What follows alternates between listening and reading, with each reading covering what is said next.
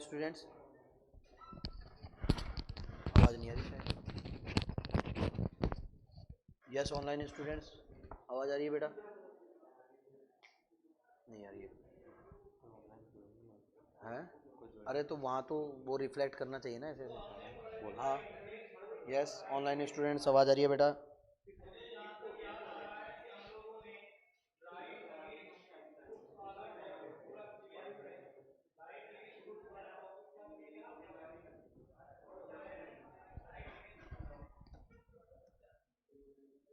Yes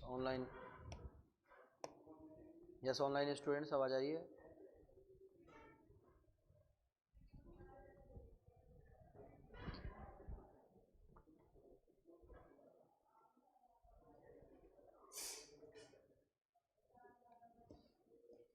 देखो BCK में 6 chapter से अपन स्टार्ट कर लेते हैं। ठीक है, 6 चैप्टर में जनरल टर्मिनोलॉजीज हैं। जितनी ज़्यादा टर्मिनोलॉजीज आप पढ़ोगे, देखो बीसीके में मैं आपके कोई इतना कोई स्पेशल हेल्प नहीं कर सकता, कंसेप्चुअल नहीं है, ज़्यादा से ज़्यादा आपको स्टेटमेंट्स रटने पड़ेंगे। ठीक है, जैसे 6 चैप्टर के अंदर आपको यहाँ पर 2 शॉर्ट फॉर्म्स याद रखनी है। एक तो क्यूआर की शॉर्ट फॉर्म क्या होती है? Quick response. ठीक है, और एक आप जितने भी पैकेजिंग प्रोडक्ट देखते हैं उसके पीछे आपको ये मार्क दिखाई देता होगा, इसको क्या बोलते हैं? Universal product code, UPC. ठीक है,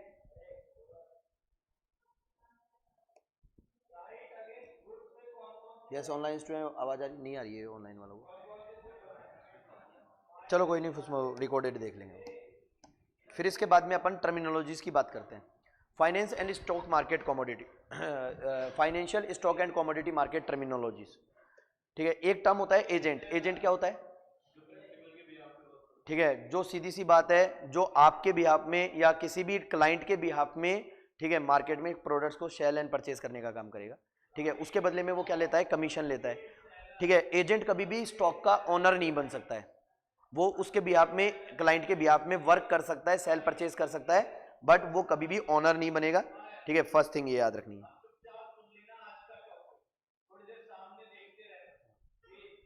यस ऑनलाइन यस आने लगे, चलो। फिर इसके बाद में अमोर्टाइज, एक टर्म है अमोर्टाइज। अमोर्टाइज का मतलब क्या रहेगा? Charge irregular portion of expenditure over a fix period of A time. ये एक फिक्स पीरियड ऑफ टाइम तक एक फिक्स प्रपोर्शन में या फिक्स अमाउंट क्या करते रहना? एक्सपेंडिचर की चार्ज करना। जैसे ठीक है, इनटेंजिबल एसेट्स के ऊपर चार्ज होती हैं, या फिर आप जो ईएमआईज वगैरह होती हैं, ये भी क्या होती हैं? एक तरीके से अमोर्टाइज होती हैं। ठीक है, आपकी रेंट होता है वो भी अमोर्टाइज होता है। ठीक है, इसके बाद में एक टर्म आता है annuity, sorry annuity due. Annuity due का मतलब, एन्यूटी का मतलब भी क्या है? एक फिक्स इंटरवल में, ठीक है, पेमेंट करना ही क्या होता है? एन्यूटी। देखो नीचे लिखा हुआ है annuity, a series of payment of an equal amount of fix interval. ठीक है, जैसे मान लो फिक्स इंटरवल्स हैं, 10 इंटरवल है फिक्स अमाउंट के, 1 महीने के, 2 महीने के। ठीक है, तो हर एक फिक्स इंटरवल के बाद में कोई पेमेंट कर रहे हो तो उसको क्या बोलेंगे? एन्युटी। और जब वो पेमेंट अराइज होगा, जैसे मान लो कि अगले मंथ का रेंट मुझे देना है, ठीक है, तो जिस मंथ मेरा रेंट अराइज होगा, बिगिनिंग ऑफ द मंथ, उसी को अपन क्या बोल देंगे? Annuity due. देखो, an annuity due whose payment occur at the beginning of each period. किसी भी पीरियड, एक इंटरवल स्टार्ट होने से पहले अगर कोई अमाउंट अराइज हो रहा है, क्रिएट हो रहा है, तो उसी को अपन एन्युटी ड्यू बोलेंगे। यहां पर मैंने अंडरलाइन क्यों करवाया? जनरली आप इन टर्म को देखकर भी समझ सकते हो इसका मतलब क्या है। ठीक है, बट यहां पर स्टेटमेंट हमारे लिए कहीं ना कहीं इंपॉर्टेंट है, क्योंकि वो स्टेटमेंट देकर पूछ सकता है कि इस टर्म का मतलब क्या है। ठीक है, जैसे अमोर्टाइज के अंदर उसने दे दिया the charge a regular portion of an expenditure over a fix period of A time. एक फिक्स पीरियड तक एक फिक्स अमाउंट के अंदर पेमेंट चार्ज करना, ठीक है, क्या है? अमोर्टाइज। इसी तरीके से अपन एप्रिसिएशन की बात करते हैं। क्या होता है? किसी भी प्रोडक्ट में किसी भी वैल्यू, किसी भी ऑब्जेक्ट की वैल्यू इंक्रीज होना, एप्रिसिएशन है। इसके बाद में आर्बिट्रेज। आर्बिट्रेज टर्म आया था ओलिगोपोली मार्केट के अंदर। जब मैं ओलिगोपोली मार्केट पढ़ा रहा था तो एक टर्म यूज किया था, नो मार्केट आर्बिट्रेज। जब प्राइस डिस्क्रिमिनेशन का एक टॉपिक आया था, ठीक है, there are 3 degrees of price discrimination under the monopoly. ठीक है, कौन कौन सी है? एक तो फर्स्ट डिग्री, सेकंड डिग्री और थर्ड डिग्री। ठीक है, कंज्यूमर सरप्लस के बेस पर अलग अलग प्राइस चार्ज करते हैं। जैसे मान लो कि कोई ज्यादा पे करने को रेडी है तो उसके ज्यादा प्राइस चार्ज करेंगे, जिसका पोटेंशियल कम प्राइस पे करने का उससे कम प्राइस चार्ज करेंगे। ये तो फर्स्ट डिग्री होती है। इसी तरीके से सेकंड डिग्री होती है क्वांटिटीज के बेस पर, ज्यादा क्वांटिटी के लिए ज्यादा प्राइस चार्ज करना, कई बार ज्यादा क्वांटिटी के लिए ज्यादा प्राइस भी चार्ज हो सकती है, ठीक है, ये होता है सेकंड डिग्री। थर्ड डिग्री क्या होती है, ठीक है, जिसमें मार्केट को एक मोनोपोली फर्म मार्केट को 2 एंड मोर देन 2 सब मार्केट्स में डिवाइड कर लेती है। जैसे इलेक्ट्रिसिटी बोर्ड ने मार्केट को 2 पार्टीशन में डिवाइड कर रखा है, कॉमर्शियल एंड डोमेस्टिक, समझ में आ गई। इसी तरीके से रेलवेज ने भी कर रखा है, यंगस्टर्स एंड सीनियर सिटीजन्स, समझ में आ गई क्या। तो सीधी सी बात है, एक मार्केट का एडवांटेज दूसरे मार्केट में लेने के लिए लोग क्या करते हैं, एक साथ किसी प्रोडक्ट को परचेज करेंगे और दूसरे मार्केट में ले जाकर सेल कर देंगे, ठीक है। तो दो मार्केट के प्राइस वेरिएंस का एडवांटेज उठाने के लिए जब साइमल्टेनियसली परचेज एंड सेल होता है, एक मार्केट से परचेज किया दूसरे मार्केट में सेल कर दिया, तो इसको क्या बोलते हैं, मार्केट आर्बिट्रेज। देखो, the simultaneous purchase and cell of 2 identical commodities और इंस्ट्रूमेंट्स। देखो इसके लास्ट में लिखा हुआ है यहां पर, advantage of price variation in 2 different markets, ठीक है। आगे देखें, असेट्स। असेट्स का मतलब आप है, एक रिटेलर है, साइमल्टेनियस टर्म वो यूज किया है, मतलब एक जैसा कोई यूनिफॉर्म प्रोडक्ट है, यूनिफॉर्म मार्केट स्ट्रक्चर है, जैसे रिटेल मार्केट है, ठीक है, जैसे पेप्सी कंपनी है या कोक कंपनी है, कोक नॉर्मल मार्केट में प्रोडक्ट को चीपर प्राइस पर बेचती है, जबकि सिनेमा हॉल्स वगैरह के अंदर, ठीक है, तो उनकी पैकेजिंग या उन प्रोडक्ट को आप डायरेक्ट कंपनी से खरीदो। बट अगर कोई ऐसा पर्सन है जो क्या कर रहा है, ठीक है, नॉर्मल मार्केट से परचेज करके, ठीक है, अब एब नॉर्मल मार्केट में यानी कि सिनेमा हॉल्स में या डोमिनोज के अंदर जाकर सेल कर रहा है, तो इससे तो क्या होगा, मार्केट आर्बिट्रेज क्रिएट हो जाएगा। समझ में आई या नहीं आई, कि आपने 2 मार्केट के प्राइस वेरिएंस का बेनिफिट उठाया है। होलसेल का रिटेल मार्केट में बेचोगे वो तो सही बात है, उसको आर्बिट्रेज नहीं बोलते हैं, ठीक है, उसको तो सेलिंग प्रोसेस है वो तो। बट आपने एक रिटेल मार्केट से प्रोडक्ट को खरीद लिया जहां पर चीपर मिल रहा है, और उसको उसी सेम प्रोडक्ट को किसी अदर सब मार्केट के अंदर ज्यादा प्राइस पर बेच दिया, हाँ, प्राइस डिस्क्रिमिनेशन का एडवांटेज उठाने के लिए, ठीक है। आगे देखो, असेट्स क्या होती है, जिसके ऊपर आपकी ओनरशिप है और जिसको सेल करके आप मॉनेटरी रिवॉर्ड्स के लिए क्लेम कर सकते हैं, ठीक है, वो असेट्स होती है, ठीक है। देखो क्या लिखा है, economic resource that expected to be benefit in a future, कोई भी ऐसा रिसोर्स जो आपको फ्यूचर में बेनिफिट देने वाला है उसको असेट्स बोलते हैं। और इसमें देखो क्या लिखा है, anything of value to which the firm has legal claim, जिसके ऊपर आप लीगली क्या कर सकते हो, क्लेम कर सकते हो मॉनेटरी रिटर्न्स में, ठीक है। When you can claim on someone that is your assets, अगर आप किसी और के ऊपर क्लेम कर सकते हो वो आपकी असेट्स है। फॉर एग्जांपल डेटर, डेटर क्या होता है, एक ऐसा पर्सन जिसके ऊपर आप मॉनेटरी रिटर्न्स के लिए क्लेम कर सकते हो लीगली, वो आपका डेटर, तो असेट्स हुई ना, ठीक है। मेरे कंपनी के अंदर कोई बिल्डिंग है, मशीन है, उसको सेल करके मैं सामने वाले से क्या कर सकता हूं, मॉनेटरी रिटर्न्स के लिए क्लेम कर सकता हूं, मैं मेरी असेट्स के ऊपर मॉनेटरी रिटर्न्स के लिए क्लेम कर सकता हूं। तो when a person can claim on other object for monetary return, that is a assets. अब इसके बाद में असेट्स के क्लासिफिकेशन कितने हैं, 3 क्लासिफिकेशन है जनरली। करंट असेट्स, ठीक है, सीधी सी बात है, जो इनकैशेबल हो जाएगी विद इन 1 ईयर, 1 साल के अंदर अंदर जिसको इन कैश में कन्वर्ट कर सकते हो वो करंट। और फिक्स का मतलब जिसको विद इन 1 ईयर कैश में कन्वर्ट करना पॉसिबल नहीं है, without affecting the business operation, ये बात याद रखिए। मशीन है, फिक्स असेट्स होती है, क्या मैं 1 साल में बेच नहीं सकता उसको, बेच तो सकता ही हूं, बट अगर मैं विद इन 1 ईयर उसको सेल कर दूंगा तो इससे मेरा क्या इफेक्ट होगा, बिजनेस ऑपरेशन। बट 1 साल से बाद में करूंगा तो हो सकता है कि मेरा बिजनेस ऑपरेशन इफेक्ट ना हो, उसकी जगह मैं कोई दूसरी मशीन ले आऊं तो, ठीक है, याद रखें। फिर इसके बाद में आता है इंटेंजिबल असेट्स। इंटेंजिबल असेट्स क्या होती हैं, जिनको आप अपने सेंसेस से परसीव नहीं कर सकते। It consist the some kinds of rights, patent right, copyrights, goodwill, ठीक है। और ये बात याद रखनी है कि जो इंटेंजिबल असेट्स होती है उन्हें बुक्स ऑफ अकाउंट्स में रिकॉर्ड नहीं करते जब तक उनको फर्दर परचेज नहीं किया गया हो, जिसके लिए आपने मॉनेटरी पेमेंट नहीं किया हो। जैसे गुडविल है, आप बोलोगे गुडविल को तो अपन बुक्स ऑफ अकाउंट्स में रिकॉर्ड करते हैं पार्टनरशिप में, बट वो परचेज्ड गुडविल होती है, क्रिएटेड गुडविल नहीं होती है। इसके बाद में आता है आस्क। आस्क का मतलब, या आस्क का दूसरा नाम होता है ऑफर। ऑफर का मतलब जब एक सेलर, ठीक है, किसी भी शेयर की मिनिमम प्राइस को डिटरमाइन करता है सेल करने के लिए, उसको बोलते हैं ऑफर, ठीक है। देखो क्या लिखा हुआ है, lowest price at which the owner is willing to sell his a security, किसी कंपनी का ओनर अपनी सिक्योरिटी को जिस मिनिमम पॉसिबल प्राइस पर बेचना चाहता है उसी को क्या बोलेंगे, ठीक है, ऑफर। मैंने आपको मार्केट वाला चैप्टर पढ़ाया था और एक बात बताई थी कि सेलर जो होता है वो हमेशा प्रोडक्ट की मिनिमम पॉसिबल प्राइस डिटरमाइन करता है और कंज्यूमर मैक्सिमम पॉसिबल, ठीक है। तो ऑफर करने का काम किसका है, सेलर का। किस प्राइस पर, एटलीस्ट पॉसिबल प्राइस पर, ठीक है। और एक टर्म आता है बिड, बिड का मतलब होता है बोली लगाना, ठीक है। तो बिड का केस किसके लिए होता है, कंज्यूमर के लिए, और कंज्यूमर कैसी प्राइस डिटरमाइन करेगा, मैक्सिमम, ठीक है। तो maximum possible price at which buyer ready to purchase a share या सिक्योरिटी, ठीक है, वो बिड हो गई। और सेलर सेल करने को रेडी है एटलीस्ट पॉसिबल प्राइस पर, तो वो ऑफर हो गया, ठीक है। ये टर्म यूज करते हैं जब शेयर को परचेज और सेल करते हैं तब। एक आता है ऑडिट, ऑडिट का मतलब क्या होता है, ठीक है, कि जितने भी आपने फाइनेंशियल रिकॉर्ड्स रेडी किए हैं उनकी एक्यूरेसी को चेक करने के लिए अगर आप क्या कर रहे हैं, उनका रिव्यू कर रहे हैं, तो उसको बोलते हैं ऑडिट।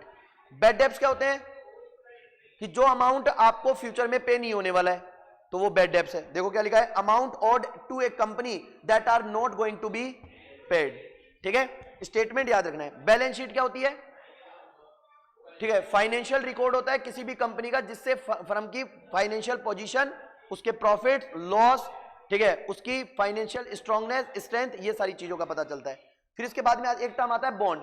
बॉन्ड क्या है, एक प्रोमिसरी लेटर है। बॉन्ड क्या होते हैं, एक तरीके से प्रोमिसरी लेटर होते हैं जो आपको क्या इंश्योर कर रहे हैं कि फ्यूचर में आपको एक फिक्स रेट से क्या मिलने वाली है, रिटर्न्स मिलने वाली है। देखो bonds, long term promissory note, याद रखना बॉन्ड्स जो होते हैं वो जनरली कैसे होते हैं, लॉन्ग टर्म प्रोमिसरी नोट होते हैं, और जो क्या करते हैं, be registered in the name of honours, जो ऑनर्स के नेम से रजिस्टर होंगे और बियरर के नेम से इश्यू होंगे। आगे बात समझ में, जैसे मेरे नाम, मेरी कंपनी के नाम से तो क्या होगा, रजिस्टर, और आप बियर कर रहे हैं तो आपके नाम से क्या होगा, इश्यू। बियरर सारे बॉन्ड, अरे एक बॉन्ड के अंदर दोनों नाम होते हैं, ऑनर का भी होगा और जिसको इशू है उसका भी, बियरर का भी होगा, ठीक है। वरना पता कैसे चलेगा कि आपने जो बॉन्ड सेल किया वो दिया किसको है। हाँ हाँ हाँ हाँ, नहीं, bond debenture also a bond. अब डिबेंचर आपने बॉन्ड, जैसे डिबेंचर की जो भी प्रॉपर्टी पड़ी है ना वो बॉन्ड की प्रॉपर्टी है। शेयर्स की, बॉन्ड, जितने भी नेगोशिएबल इंस्ट्रूमेंट्स हैं, ठीक है, उन सब की जो प्रॉपर्टीज हैं वो बॉन्ड्स की प्रॉपर्टी है, क्योंकि ये सारी इंस्ट्रूमेंट्स ही क्या होते हैं, बॉन्ड्स हैं।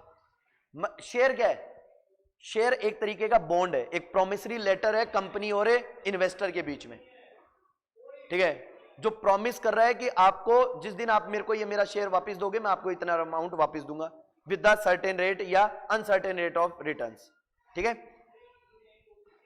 इसके बाद में बुक वैल्यू, बुक वैल्यू का मतलब क्या होता है, जिस वैल्यू पर असेट्स को रिकॉर्ड करते हैं अपन, the assets minus total liabilities. ये याद रखना कि बुक वैल्यू का मतलब यहां पर शेयर्स की वैल्यू से लिया गया है। शेयर्स की बुक वैल्यू क्या होती है, total assets minus total liability. यहां पर टोटल लायबिलिटी का मतलब other than share holder fund है, समझ में आ गई क्या।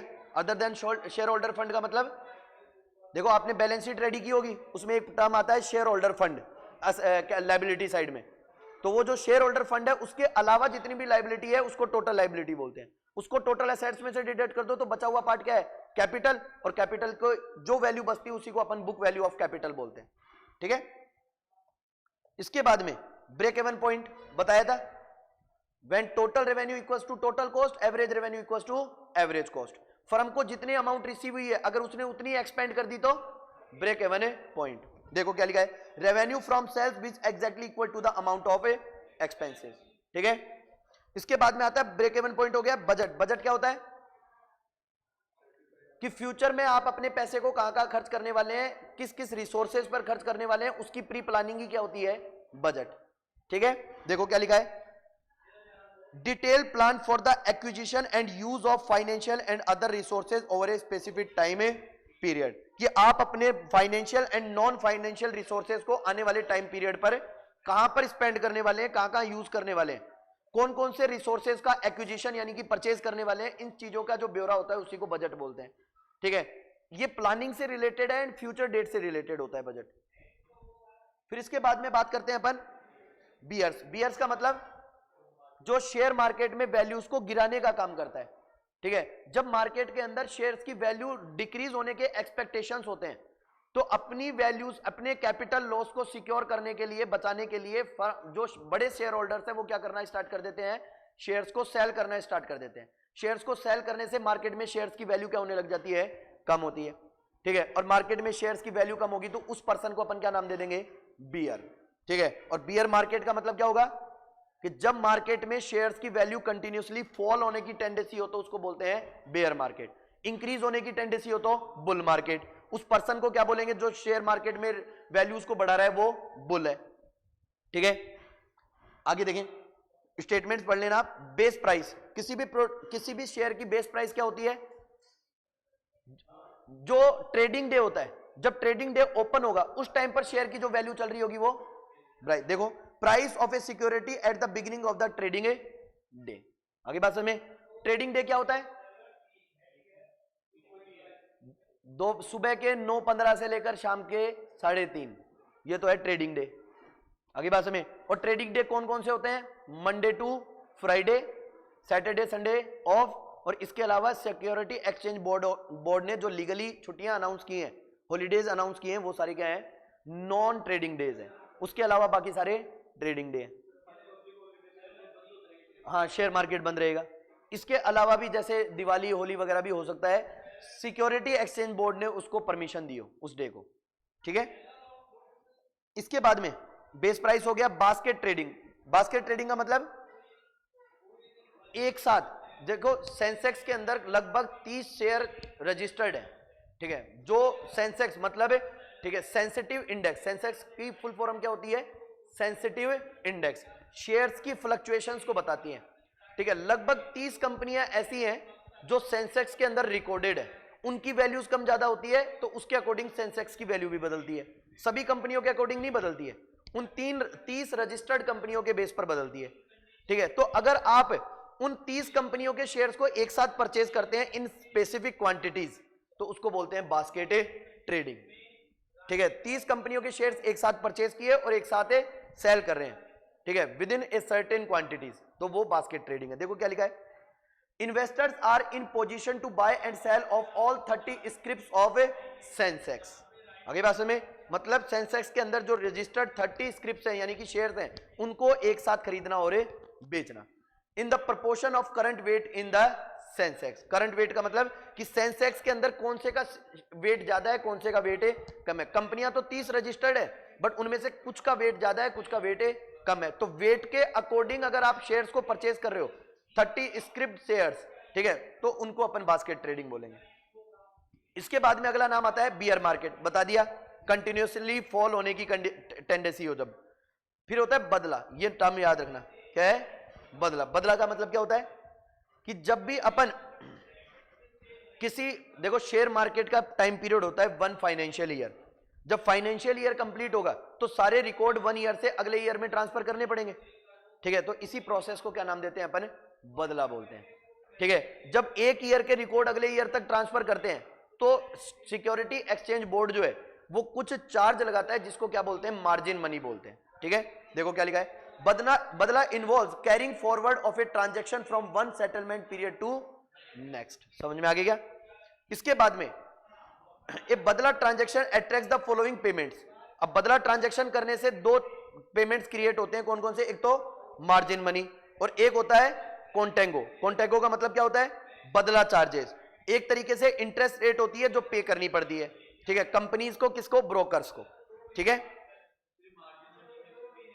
अरे आप जब एक ईयर से दूसरे ईयर में फाइनेंशियल रिकॉर्ड्स लेकर जाओगे या फिर शेयर्स के रिकॉर्ड लेकर जाओगे तो उसका एक सर्टेन मार्जिन आपको किसको देना पड़ेगा, सिक्योरिटी एक्सचेंज बोर्ड को, जिसको अपन मार्जिन मनी बोलते हैं, ठीक है। इसके बाद में आता है blue chip shares. Blue chip share का मतलब जो मार्केट में सबसे स्ट्रॉन्ग शेयर है, जिनकी वैल्यू बहुत कम फ्लक्चुएट होगी, ठीक है, जिनकी वैल्यूज मार्केट में बहुत ज्यादा स्टेबल रहेगी, उनके जिन कंपनियों के फाइनेंशियल रिकॉर्ड्स बहुत ज्यादा स्ट्रॉन्ग रहे हैं काफी सालों से, ठीक है, जो एक रेगुलर रेट से डिविडेंड रेंडर कर रही है, तो उनको अपन क्या बोल देते हैं, ब्लू चिप शेयर्स। मतलब फाइनेंशियली स्ट्रॉन्ग जो शेयर होंगे, जिनकी वैल्यू कंटिन्यूअसली बढ़ेगी, ज्यादा फ्लक्चुएट नहीं होगी, ठीक है, तो वो ब्लू चिप है, क्योंकि ऐसा शेयर आपके लिए बहुत ज्यादा बेनिफिशियल है। जैसे अपन ब्लू चिप शेयर बोल सकते हैं, जैसे टाटा कंपनी का शेयर है, ये माना जाता है बहुत कम फ्लक्चुएट होता है और कंटिन्यूस स्टडी क्या करता है, राइज करता है, तो उसको अपन क्या नाम दे देंगे, ब्लू चिप। कोई भी शेयर हो सकता है, ठीक है, बस उसके फाइनेंशियल रिकॉर्ड्स अच्छे होने चाहिए और उसमें बहुत ज्यादा स्टेबिलिटी होनी चाहिए और कंटिन्यूसली वो क्या करता रहे, डिविडेंड देता रहे, तो उसको ब्लू चिप बोल देंगे। आज कोई है और कल दूसरा भी हो सकता है, ठीक है। देखें, shares of large well established financially sound companies and with an impressive record of earning and dividend, ठीक है, इंप्रेसिव रिकॉर्ड है जिन कंपनियों के अर्निंग के, डिविडेंड इशू करने के, तो उनके शेयर्स को अपन ब्लू चिप शेयर बोलते हैं। अब एक टर्म आता है बेटा, अभी बदलाया था, अब बेटा आ गया। बेटा क्या होता है, the measurement of relationship between stock prices of any particular stock and the movement of whole market, total market के मूवमेंट्स और किसी पर्टिकुलर शेयर के मूवमेंट्स। जैसे मान लो पूरे मार्केट में 10% की ग्रोथ आ गई, ठीक है, बट कोई पर्टिकुलर स्टॉक है जिसमें केवल 5% की ग्रोथ आई है, तो इन दोनों के रिलेशन को मेजर करने वाले को क्या बोलते हैं, बेटा। समझ में आ गई क्या, कि एक ऐसा मेजरमेंट जो रिलेशन को डिटरमाइन करेगा किसके बीच में, ठीक है, total market and particular share.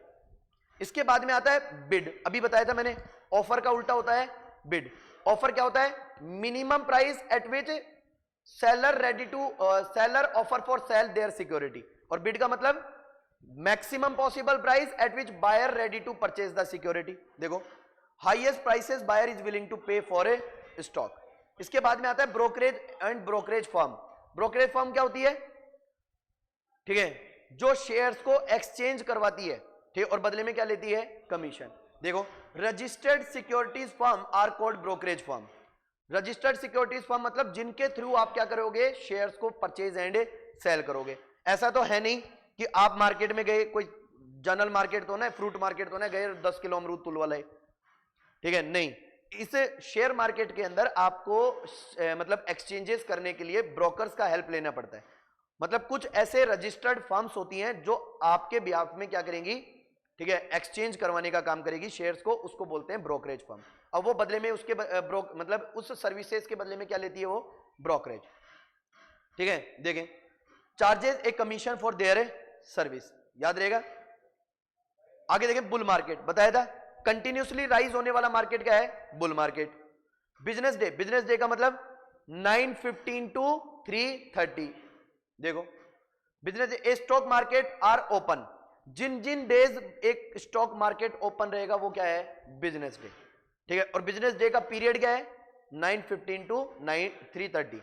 आगे देखो क्या लिखा है, बोनस। बोनस का मतलब, यहां पर बोनस का मतलब एक्स्ट्रा अमाउंट से नहीं है, यहां पर बोनस का मतलब बोनस शेयर से है। बोनस शेयर का नाम सुना होगा आपने। कंपनियां कई बार बोनस इशू करने की बजाय क्या करती है, ठीक है, मॉनेटरी रिटर्न्स देने की बजाय, ठीक है, एक्स्ट्रा शेयर्स आपको डिलीवर करती है, ठीक है, अपने पुराने शेयर होल्डर्स को एक्स्ट्रा शेयर डिलीवर करती है, इशू करती है, ठीक है, एज ए बोनस, तो उसको बोनस शेयर बोल देते हैं। जिससे क्या होता है, मॉनेटरी रिटर्न्स तो नहीं मिलती है, बट उसके पास जो शेयर होल्डर है उसके पास नंबर ऑफ शेयर्स क्या होते हैं, इंक्रीज हो जाते हैं। तो देखो, free allotment of shares made in proportion of existing shares out of accumulated reserves. Bonus कहां से इशू करोगे आप, रिजर्व से, ठीक है। इसके बाद में आता है बुक क्लोजर। बुक क्लोजर का मतलब क्या होता है, देखो आज प्रेजेंट में तो इंटरनेट के माध्यम से चलता है सब कुछ। पहले क्या हुआ करता था कि एक बुक रखनी पड़ती थी ईच कंपनी को, जिसमें जितने भी शेयर होल्डर्स हैं उनके रिकॉर्ड रखे जाएंगे, ठीक है। कौन कौन से शेयर होल्डर्स हैं जिनका अपन रिडम्पशन कर चुके हैं, बाय बैक कर चुके हैं, उनका डिविडेंड पे कर चुके हैं, इन सारी डिटेलों को जिस बुक में रखते थे, जहां रिकॉर्ड करते थे, उसको क्या बोलते हैं, बुक क्लोजर, ठीक है। देखो, dates between which a company keeps its register for member closed for updating period to payment and dividend or issue of new shares of or debentures. समझ में आ गया कि ऐसी बुक जिसमें एक फाइनेंशियल ईयर के ड्यूरेशन में between the 2 points of time, अब वो कौन से टाइम होंगे, 1 अप्रैल टू 31 मार्च, इस ड्यूरेशन के अंदर जो रजिस्टर रखा जाता था जिसमें कौन कौन से शेयर्स क्लोज हो चुके हैं, कौन कौन से को डिविडेंड पे कर दिया, कौन कौन से शेयर्स न्यू इशू किए हैं, इन सारों का रिकॉर्ड होता था। इसके बाद में आता है ब्रोकरेज। ब्रोकरेज का मतलब तो आप जानते ही हैं, जो ब्रोकर है जो आपके शेयर्स को एक्सचेंज करवा रहा है, वो बदले में जो कमीशन लेगा उसी को ब्रोकरेज बोलेंगे। फिर इसके बाद में होता है, देखो यहां पर बात याद रखनी है कि ब्रोकरेज डिटरमाइन कौन करेगा, सेबी। समझ में आ गई। इसके बाद में आता है बुल। बुल का मतलब है, अच्छा बुली क्यों बोलते हैं जो प्राइस को बढ़ाता है उसको? क्योंकि बुल की प्रॉपर्टी होती है, वो देख गर्दन को ऐसे कर रहा है, बुल ऐसे मारता है ना नीचे से, तो इसका मतलब वो ऊपर फेंकने की कोशिश करता है, ठीक है। तो इसका मतलब जो बुल होगा मार्केट के अंदर, जिस भी शेयर होल्डर को बुक का दर्जा दिया जाएगा, इसका मतलब वो मार्केट में शेयर्स की वैल्यू को बढ़ाने का काम करेगा। कैसे बढ़ाएगा वो? सीधी सी बात है, मार्केट में तेजी से शेयर को परचेज करने लगेगा, मार्केट में शेयर्स की डिमांड बढ़ेगी, और according to demand supply principle जिसकी डिमांड बढ़ती है उसके वैल्यूज भी बढ़ेंगी, तो मार्केट में शेयर सेंसेक्स ऊपर की तरफ राइज करने लग जाएगा। अब होता है बिजनेस रिस्क। बिजनेस रिस्क क्या होता है? शेयर मार्केट के अंदर कंटिन्यूसली क्या आते रहते हैं? फ्लक्चुएशंस, इसी को बिजनेस रिस्क बोलते हैं। देखो, riskiness inherent in the firm's operation if it uses no डेप्ट। विदाउट डेप्ट के अगर कोई रिस्क आ रहा है तो उसको बिजनेस रिस्क बोलते हैं। अब आता है बायर। बायर का मतलब जो शेयर को परचेज करेगा वो बायर। सेलर जो शेयर को परचेज, शेयर्स को सेल करेगा। इसके बाद में कॉल ऑप्शन। कॉल ऑप्शन का मतलब दो नाम याद रखने हैं शेयर मार्केट के लिए, कॉल एंड पुट। कॉल का मतलब शेयर को खरीदना किसी स्पेसिफिक प्राइस पर, ठीक है। जैसे मान लो कि कोई शेयर है, उसकी वैल्यू 9.15 रुपीज चल रही है, इस प्राइस पर आपने शेयर को परचेज कर लिया, तो इसको क्या बोलेंगे?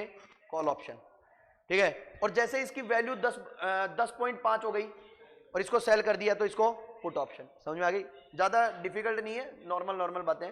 देखो, an option that is given to the investor the right, ठीक है। कॉल ऑप्शन एक तरीके का इन्वेस्टर का राइट है कि वो, ठीक है, एक स्पेसिफिक प्राइस पर शेयर को क्या कर सकता है? सेल कर सकता है।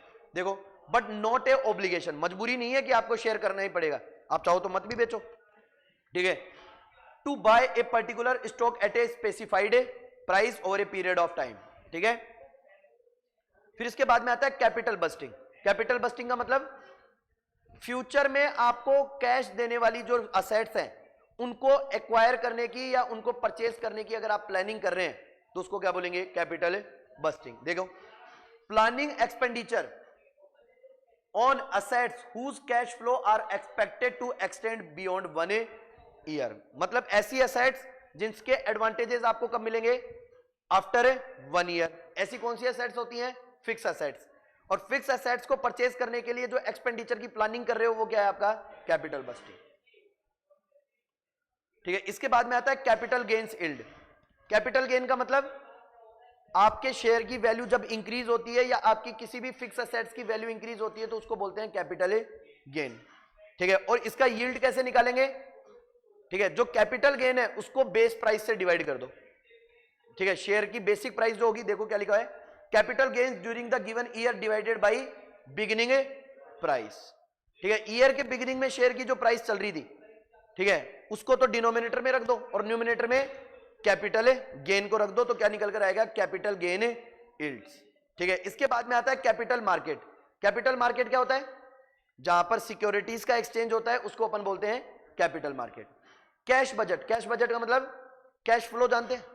कैश फ्लो एक तरीके का कैश बजट ही होता है, जो किस चीज का रिकॉर्ड रखता है कि during the financial year cash का कितना इनफ्लो हुआ है, कितना आउटफ्लो हुआ है, ठीक है, और कितना लास्ट में कैश बैलेंस बचा है। देखो, रिसिप्टेंस, डिसबर्समेंट एंड कैश बैलेंस, इन तीन चीजों का रिकॉर्ड रखता है जो वो कैश बजट है।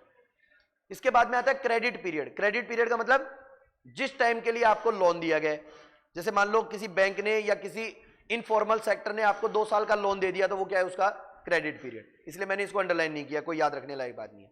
क्लोजिंग प्राइस, अभी ऊपर मैंने एक बात बताई थी, ठीक है, बेस प्राइस। बेस प्राइस क्या होती है? ठीक है, डे शुरू होने पर जो प्राइस होती है वो बेस प्राइस, और डे खत्म होगा तब क्लोजिंग प्राइस, ठीक है। इसके बाद में कॉमर्शियल पेपर। कॉमर्शियल पेपर क्या होते हैं? जो आपके BR, BP, ठीक है, नेगोशिएबल इंस्ट्रूमेंट्स, ये सारे क्या हैं? Commercial paper. देखो, शॉर्ट टर्म प्रोमिसरी, बॉन्ड तो होता है लॉन्ग टर्म प्रोमिसरी, और कॉमर्शियल पेपर होता है शॉर्ट टर्म प्रोमिसरी, ठीक है। Note that of large firm usually issued in the denomination of 1 lakh and more and having an interest rate somewhat below the prime of lending rate and lending rate of a commercial banks, ठीक है। ज्यादा याद रखने वाली बातें नहीं है इसमें। कमोडिटीज क्या होती हैं? जितने भी एग्रीकल्चर प्रोडक्ट है, नेचुरल प्रोडक्ट है, जिनको आप मॉनेटरी टर्म्स के लिए एक्सचेंज करोगे, वो सारी क्या है? कमोडिटी, ठीक है। इसके बाद में कन्वर्टेबल सिक्योरिटीज। कन्वर्टेबल सिक्योरिटीज का मतलब आपने कभी ऐसा सुना है कि प्रीफरेंस शेयर को इक्विटी शेयर में कन्वर्ट कर दिया, ठीक है, तो कोई ऐसी सिक्योरिटी है जिसके साथ ये राइट या कैरेक्टरिस्टिक जुड़ी हुई है जो फ्यूचर में किसी सर्टेन डेट के बाद में किसी अदर सिक्योरिटी में कन्वर्ट हो जाएगी, उसको कन्वर्टेबल सिक्योरिटी बोलते हैं, ठीक है। इसके बाद में आता है कंसोलिडेशन। कंसोलिडेशन का मतलब आपने दो नाम सुने होंगे, मर्जर एंड अमालगमेशन, सुना है?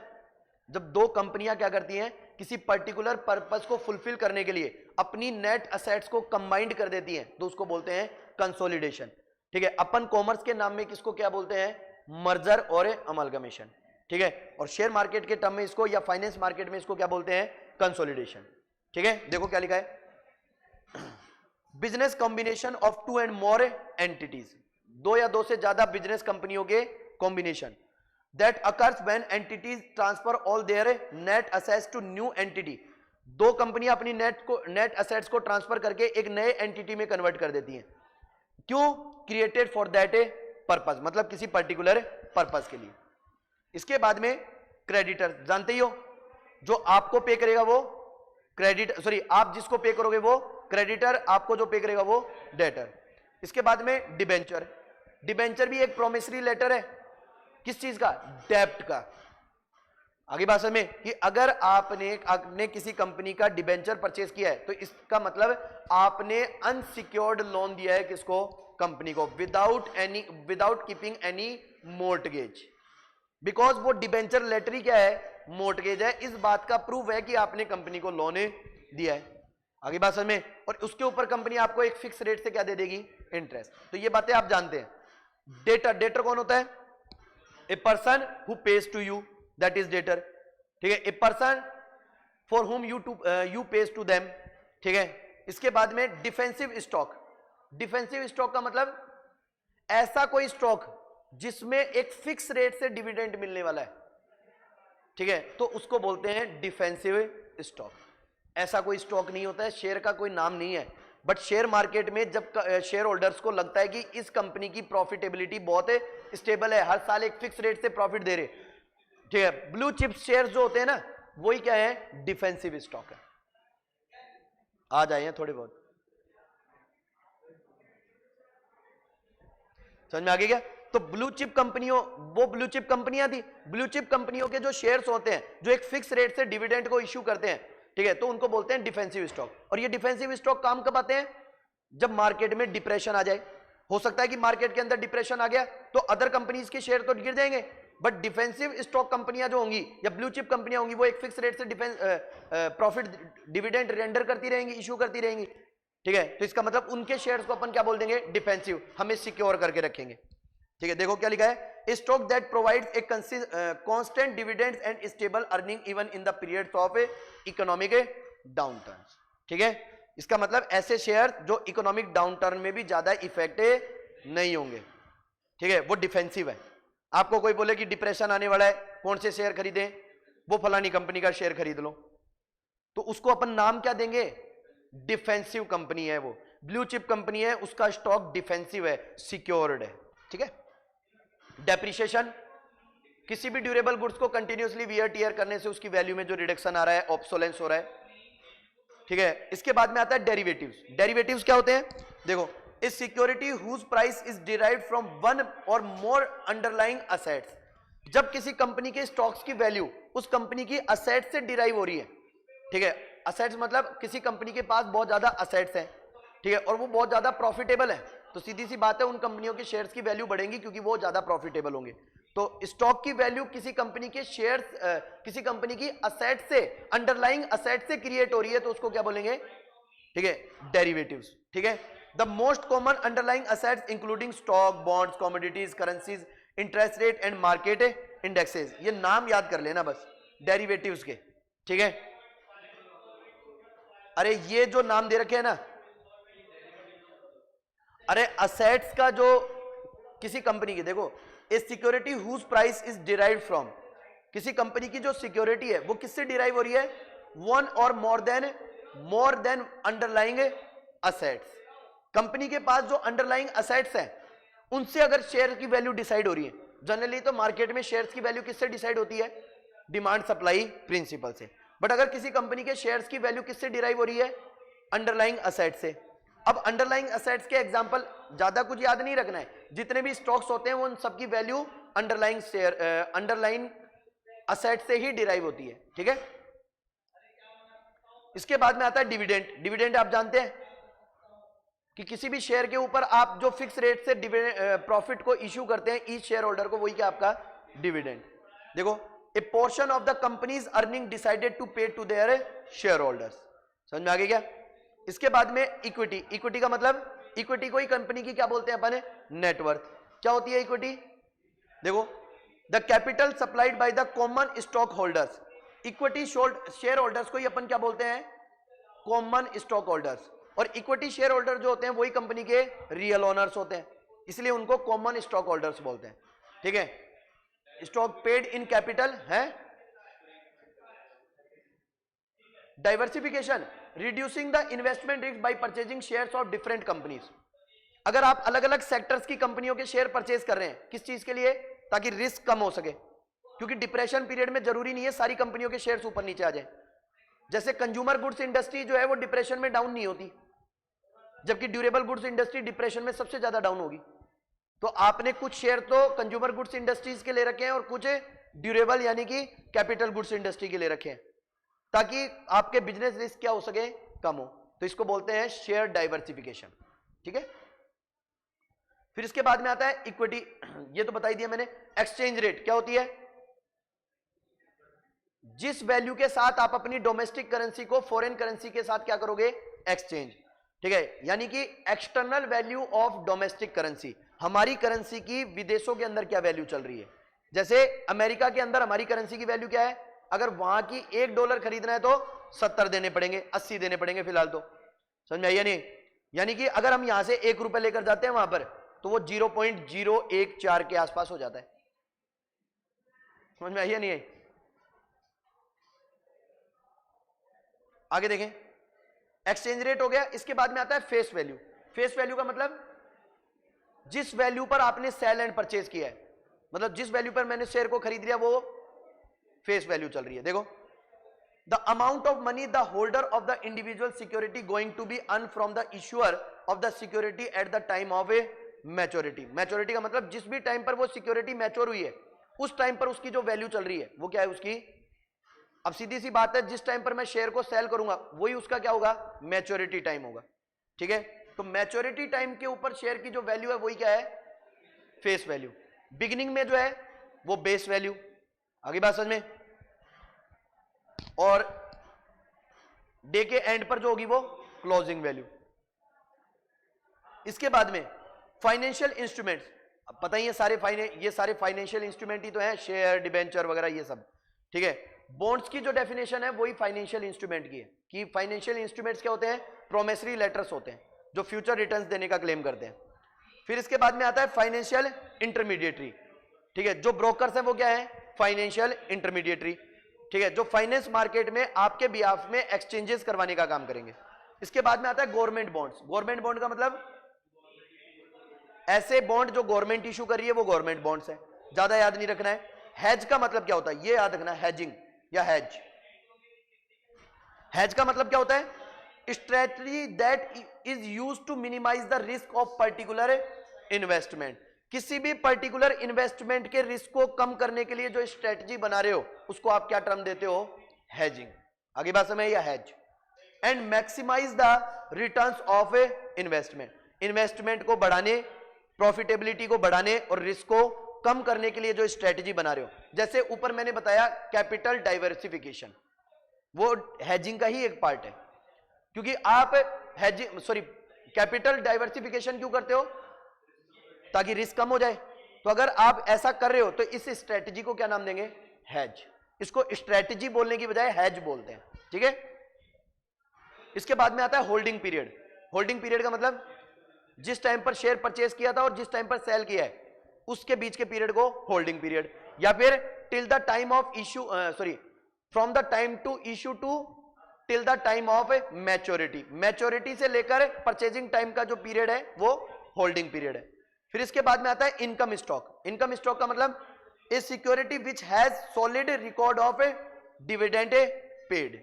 इनकम स्टॉक का मतलब क्या है, ऐसा जिससे अच्छी इनकम मिलने वाली है, ठीक है। तो ऐसा कोई भी शेयर, जैसे डिफेंसिव शेयर, ठीक है, डिफेंसिव शेयर तो वो है जिससे आपको एक कांस्टेंट रेट से क्या मिलेगा, डिविडेंड।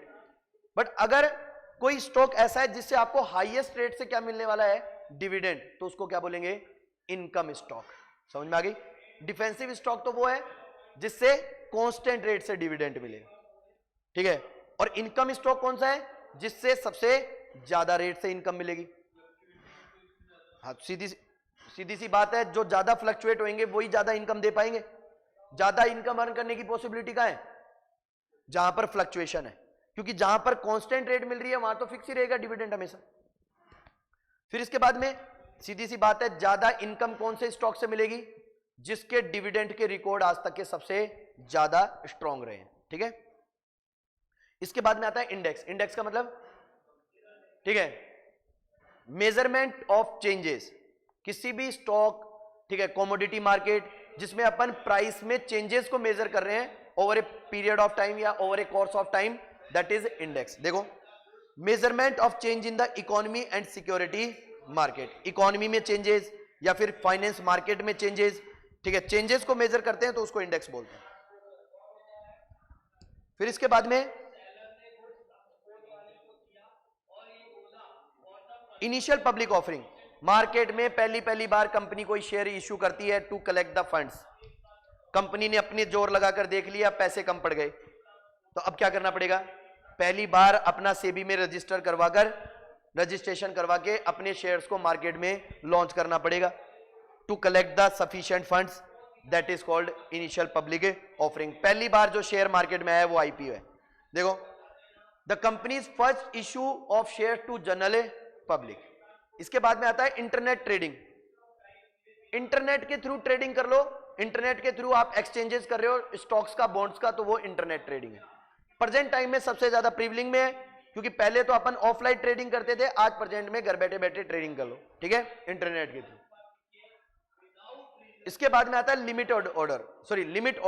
लिमिट ऑर्डर का मतलब an order to buy or sell a share at a specified price, ठीक है, कि एक स्पेसिफाइड प्राइस, मतलब ना तो उससे ऊपर ना उससे नीचे, एक स्पेसिफाइड प्राइस के ऊपर शेयर को खरीदना और बेचना क्या है, लिमिट ऑर्डर।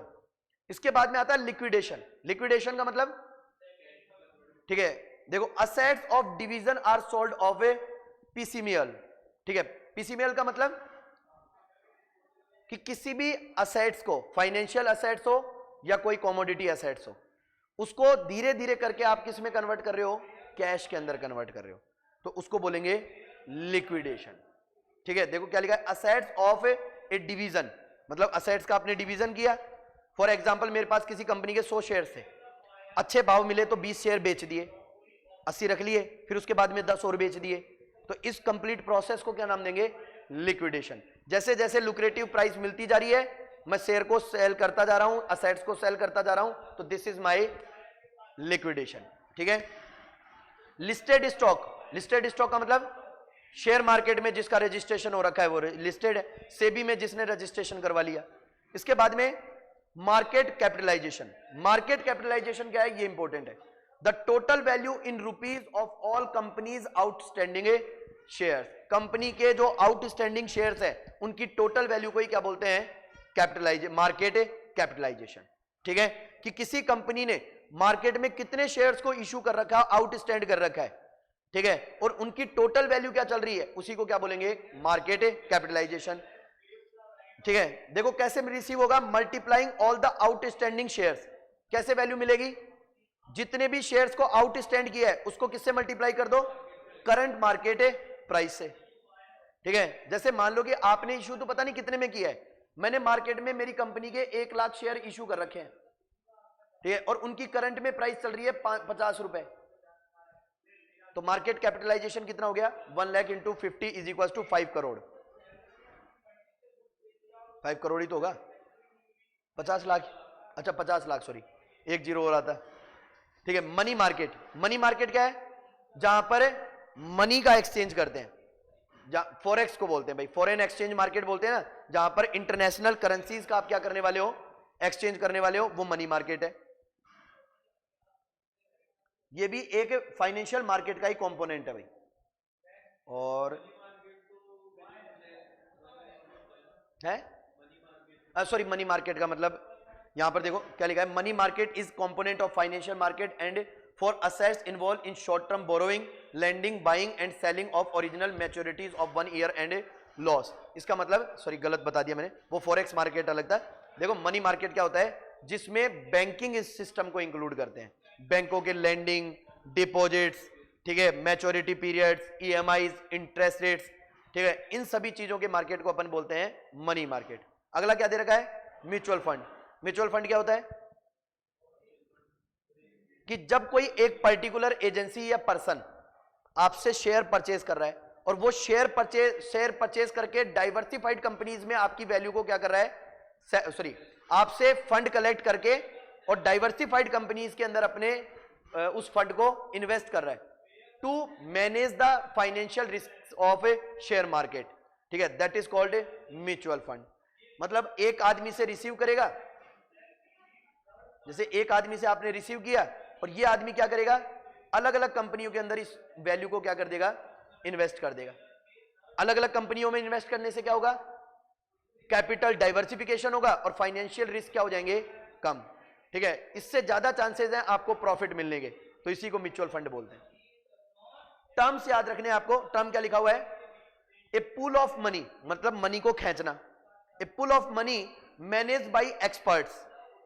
मनी को कौन पुल कर रहा है, एक्सपर्ट। किस लिए, by investing in stocks, bonds and other securities with the objective of improving their savings, ठीक है, कंज्यूमर्स की सेविंग को या पर्सन पब्लिक की सेविंग को इंप्रूव करने के लिए वो फंड्स को पुलिंग कर रहा है और शेयर मार्केट के अंदर इन्वेस्ट करेगा। और कैसे करेगा, the expert will create the diversified portfolio from these funds, ठीक है, और बाकी अपन कल देखेंगे, ठीक है। आया करो भाई, तुम्हारे प्रॉब्लम हो जाएगी अगर नहीं आओगे तो, है क्या करें, अब लेट लेवल से स्टार्ट होगा।